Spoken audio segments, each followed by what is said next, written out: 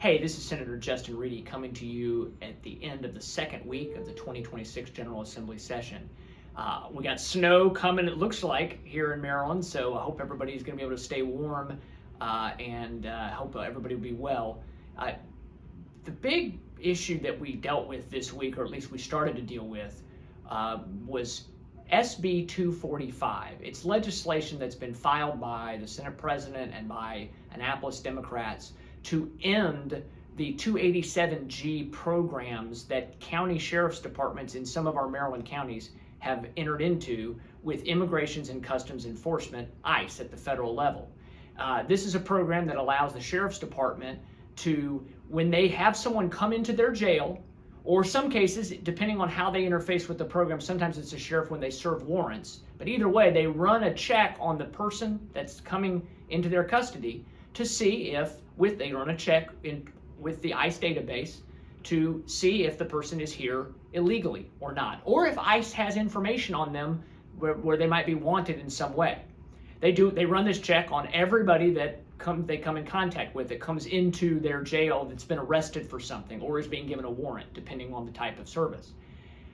That program has been in existence. It's actually started under George W. Bush's administration, and then the Obama administration actually expanded it in the 2010s.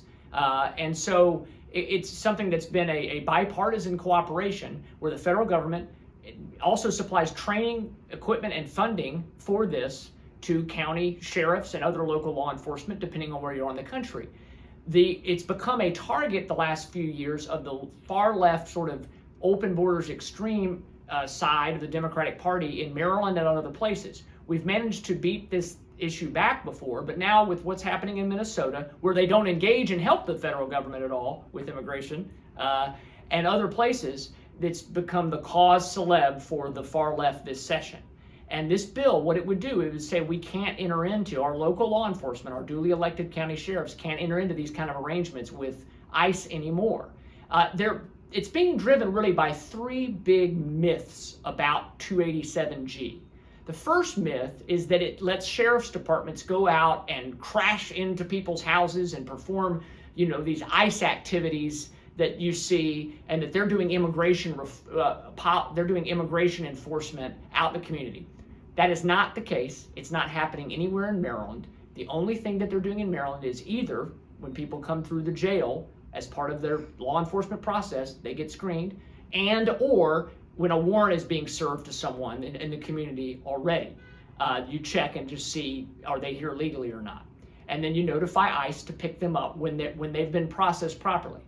The second myth is that this is some sort of weird or unusual setup, or this is like a rogue agreement doing 287G with ICE. Our sheriff's departments and local law enforcement cooperate with multiple federal agencies, the FBI, Homeland Security, ATF, and other agencies. So they run programs to check with those agencies all the time on law enforcement. This is just another federal law enforcement agency. And yes, our sheriff's departments are not equipped or supposed to be out doing immigration and customs enforcement. This is the way they can notify ICE to say, hey, we've got this person, and it's somebody that you have as a dangerous person many times, someone who's received orders they're supposed to deport, or it could be somebody who's here illegally and has now committed a crime and you're letting them know. But that leads me to my third myth. People just say, oh, these sheriff's departments are doing ICE's bidding and they're just grabbing people off the street without due process.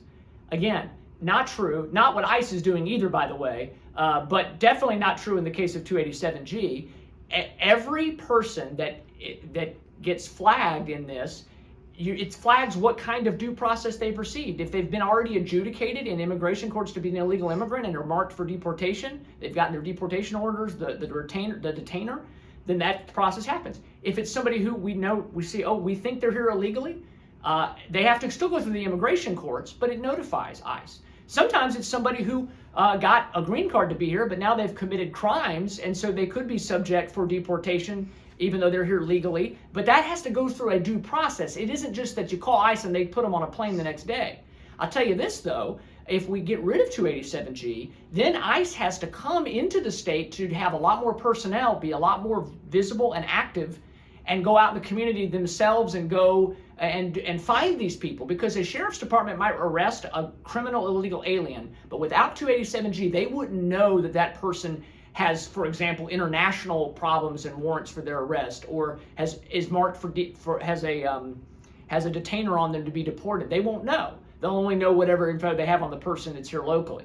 And so those are three big myths. So 287G is an important program for public safety, and this bill was heard on Thursday in the Judicial Proceedings Committee. We are going to fight this bill with everything we've got, because it's dangerous for Marylanders. And I encourage people that see this video that aren't in my district to contact your state legislators. But it's a huge issue for public safety, and it makes me somewhat angry because there's a lot of lies being told. Reasonable people can disagree about exactly how we're doing immigration policy. I actually think it's great that we've closed the borders, and I think we need to deport people who are here illegally. I think if you committed a crime in addition to being here illegally, there's no question you should be gone. I don't know how anybody reasonably can really question that. But somehow it's become that that's some terrible thing. It's wrong. And there's lies being told about how this process works. And so we're trying to expose those lies and defend the public safety and our local law enforcement and their ability to keep us safe.